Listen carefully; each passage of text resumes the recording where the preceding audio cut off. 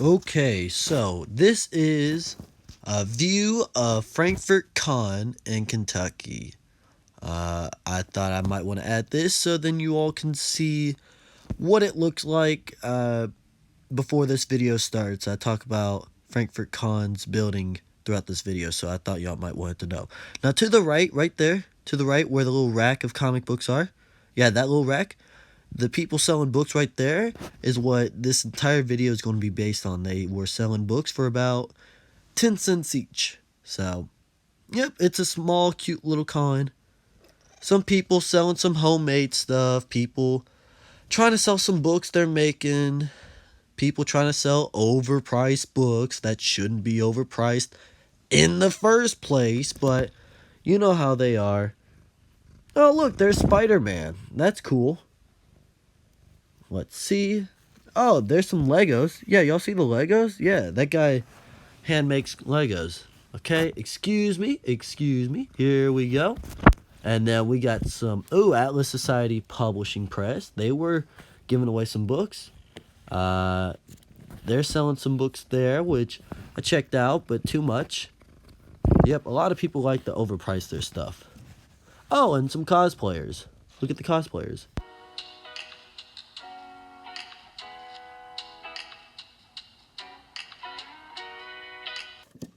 Hey, what's up, everybody? So today, I will be showing off some books that I got at Comic Con I went to. I will be reviewing the Comic Con and I will be showing off some books I got signed. This will be a two-part video because I picked up quite a bit of books, but I'll get into that in a second. So first, let me talk about the convention I went to. So I went to a convention called Frankfort Con. This is a fairly new convention that this is about the third uh, time that this convention has done something, but they had one during January and then they had one in the summertime. So I believe this is the third convention for Frankfurt Con, but it's about at least 1 years old, at most 2 years. So it's a fairly small convention, uh, and there's one room. There's two rooms, but there's one room that's pretty decently sized. It's as big. I know everyone lives all over the world, and so it's kind of you can't say one place because it won't relate to other people. But imagine going to like your local town library. If you live in a not a city, but if you live in like let's just say Kansas and you go to the town library, it's going to be small. It's the area is not big, so the places aren't big. So this was a fairly small con. The room wasn't really that big. It was enough to fit about like gosh, five. I want to say 500 people. Now that sounds like a lot, but when you go to like some of the bigger cons, at least the ones in Kentucky, so like Galaxy and Lexington, it's not much. Uh, so it's not a big convention. It took place at like the Capitol Plaza Hotel, I believe. So, but it was fun. Overall, it was a fun experience. I wish that they can go somewhere a little bit bigger so there's a little bit more room so then they can fit a little bit more booths in there and maybe add some smaller attractions. That's just my opinion. And they had two people come in. So do not, this is a traditional Comic Con. So this is a convention primarily focused on comic books. Other stuff are tied in there too, like horror franchises and some show franchises, Star Wars, of course. But they do not have actors, actresses from the entertainment business uh, that are that you would see at some of the bigger conventions like San Diego and New York City, Baltimore, all those places. You won't see a lot of entertainer actors, actresses coming in. But you will see some comic creators going there and some local cosplayers. So there were two comic creators that showed up. that I got to interact to and talk to. And let me just say this before I move forward. Both people were very nice. They were very cordial. I had great conversations with both of them, each different, but I had very great conversations with them. And by all means, I hope you all get to someday talk to these people because they're really awesome, really kind, and cordial. So let's talk about the first creator that I interacted with, and that is a guy named Bob Wycheck. Now, Bob Wycheck charges $5 for him signing any of your memorabilia, which is fine. Most creators have a fee they charge, whether that's if you buy products from their table or if you buy a signature for them to sign your memorabilia, whether that's books or hats, shirts, posters, whatever it may be. As long as you bring it in, they usually most creators or entertainers have a fee they charge.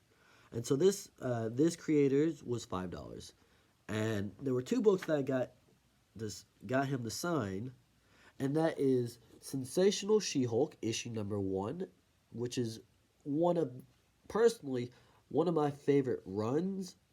I was reading this back before I even was getting into comics. This run was just in one of the antique stores, and I picked it up, and I was really digging it. So when I saw that the inker, because he inked this book, was coming to Frankfort Con, then I drove the extra distance so he can come and get it signed. And I got to talk to him about it, because that's the great thing about the two people that came to this convention.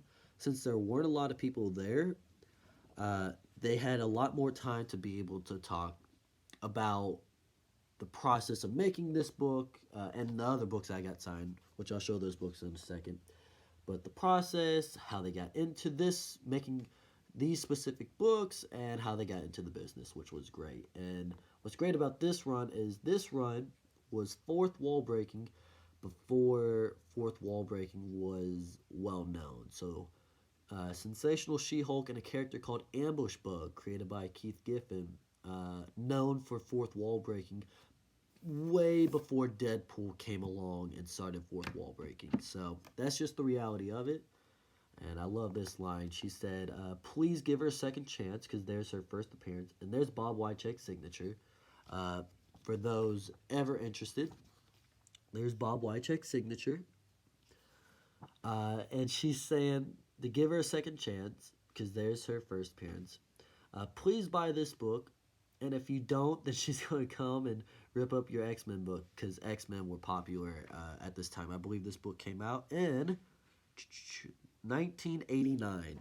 So 1989 is when this book came out, and X-Men were pretty popular back then, especially in the 90s. So, boom.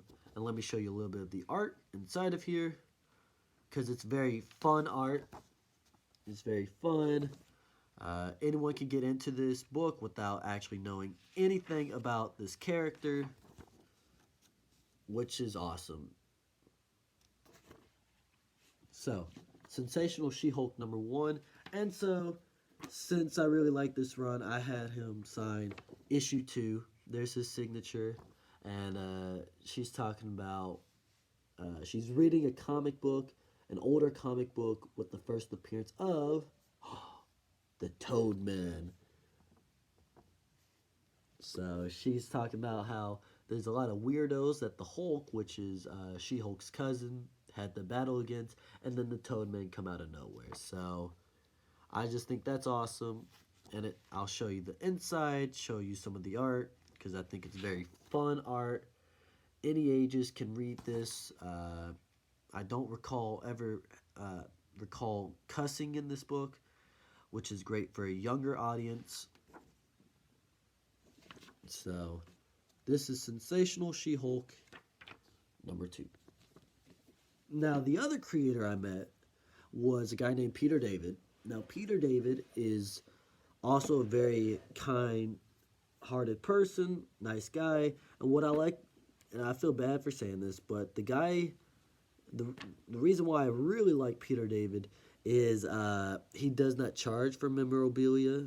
if you bring in memorabilia, so comics, books, whatever, he'll sign it for free, and I just really appreciated that. And also, very awesome guy to talk to. So, the books that I had him sign were books he were not expecting, because he's known for Spider-Man 2099, his Incredible Hulk run, Aquaman, Young Justice, etc. So, the first book I had him sign was the Atlantis Chronicles, which is before Aquaman's time. So this is Atlantis before Aquaman was born, which is awesome. He was not expecting this book. He didn't even know people even liked this book, and so when he saw that I liked it, he just thought that was awesome.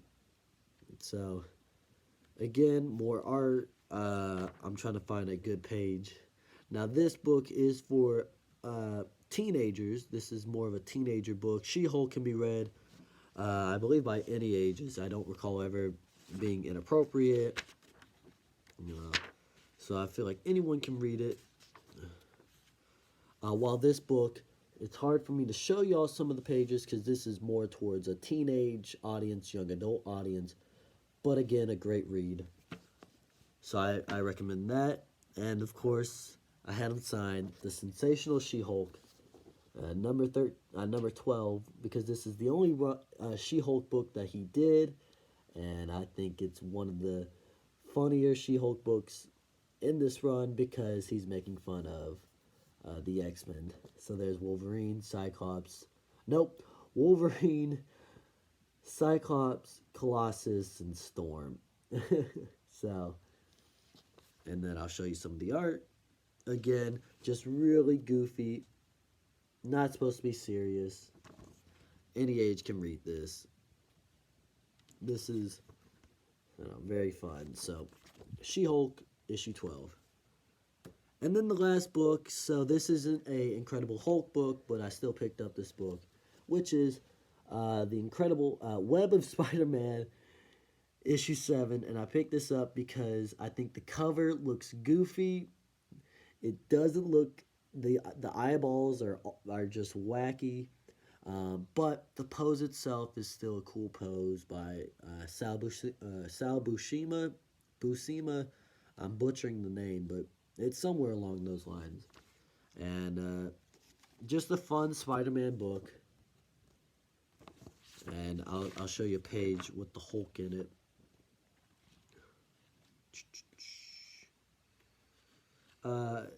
Any age, I believe, can read this book also. It's not really a book for, there is fighting in this book, so if you don't want to read violent books, and it's not violent with gore, just violent with fighting, then probably not well suited for you all to read. There's a signature right there, but goofy book, so I got him to sign that. And I picked up a bunch of books also. So this will be split into 2 videos showing off some books. I bought a bunch of books and I spent about $14. I would show you the stack, but I have them separated out. So I will just show you the stack that I will be showing off today. So here's some books here, some books here, and some books here. So let's get into it. So this video will feature more independent books with Valiant. So these are more of the indie books that you won't really see often. So I picked them up. So we have Wolf issue 1. We have a book still in the bag with a card called Frey. I believe that's what it's called. Ultra versus Frey. And there's a cool card. Yeah. We have the Jaguar. And I'm just going to repeat myself. I spent $14 for everything I'm going to show you in these 2 videos. Except for the books that are signed, I spent a total of $10 because Bob Whitecheck charges, which is cool. Which is nothing wrong with that. I think that's excellent. The entertainment business is hard to make. It's hard to start off in and maintain, especially in comic books. So I understand. We have Creepsville, issue number 1. Now this is a cool cover, and the art is very not the cover, but it is fun art, and I like fun art. So here is Creepsville, issue 1. We have Whitman Comics Porky Pig. That's issue 105. We have E-Man, one of my favorite indie books. This is from First Comics, so you have E-Man, issue number 5. You have, from Charlton Continuity Comics, Cyber Rad, issue 1. Ooh, he's too rad. We have Mike Spillane's Mick Danger.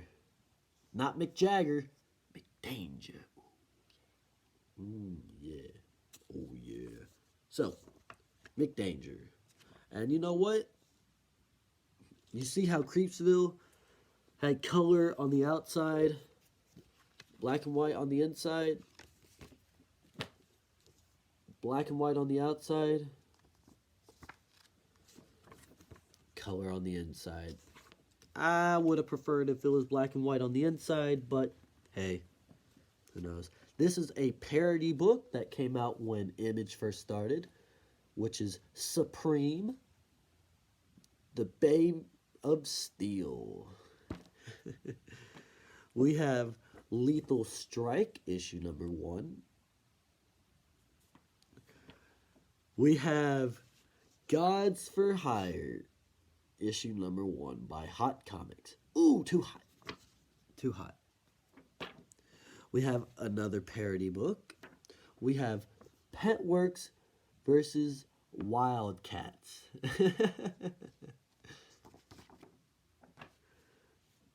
Which is a parody of Wildcats and Wetworks from Image Comics. We have Timmy the Timid Ghost. Ooh. Issue 26, I'm sorry. Kind of like Casper the Ghost. Kind of. We have Sludge, issue 1. I looked into it, and it's kind of unique. We have Jim Starlin, Breed, number 2. Now, I believe issue 1, series 2. But I believe series 1 is from Image Comics. So there's Breed. We have Pork Night. Yum, yum. Pork Night, the little piggy. The Pork Night returns. Oh, that's great. We have Defiant, Warriors of Plasm by Jim Shooter. This is Jim Shooter's company, which I believe ended up falling under, but that's how it works. And we have a few more. I know this video is long, and I appreciate all those who stopped by. So thank you from the dearest of my heart for watching till this point and after. We have Dick Tracy. This is the comic book adaptation of the Dick Tracy movie. So, if you did not like the Dick Tracy movie, you ain't gonna like this one. So, and to top it off, we have some Valiant goodness. Also, I believe the company was created by Jim Shooter, which was Marvel editor-in-chief in the 80s. So we have the Valiant Reader, which just shows off different characters in the Valiant universe, which is issue 1. We have Secret Weapons, number 1.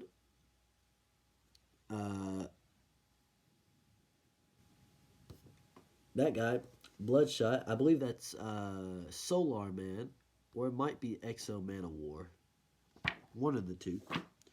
We have, my favorite book. I know people in the comic book community makes fun of this book, but it's the best book. It's the best book of all time. You have Turok, the dinosaur hunter, and he's hunting down all the dinosaurs. Ooh, this is the best cover. I don't care what anyone says. You can feel the dinosaurs falling down the hill. You have Turok shooting some dinosaurs. Oh my god. Jurassic Park in the making. Boom, look at this art. Look at this. Look at this. Look at him fighting some dinosaurs. I'm going to take some time to show off some of his dinosaurs. Ooh. Where's he at? Ooh, look at him. Dinosaurs. Oh, it's Turok fighting some dinosaurs. I don't know what's coming out of his mouth. That's kind of weird. I don't understand that. But yeah, Turok, dinosaur slayer. Look at it. He's fighting dinosaurs. Oh, yeah, baby. Turok, the dinosaur hunter. Issue 1. Oh, yeah, and we have Mirage. The Second Life of Mirage. But Turok, baby. Oh, yeah. And the last book that I will be showing off, which is getting a movie with Vin Diesel in it. I'm just going to wait. Y'all can guess it. 3, 2. For 10 cents. 10 cents.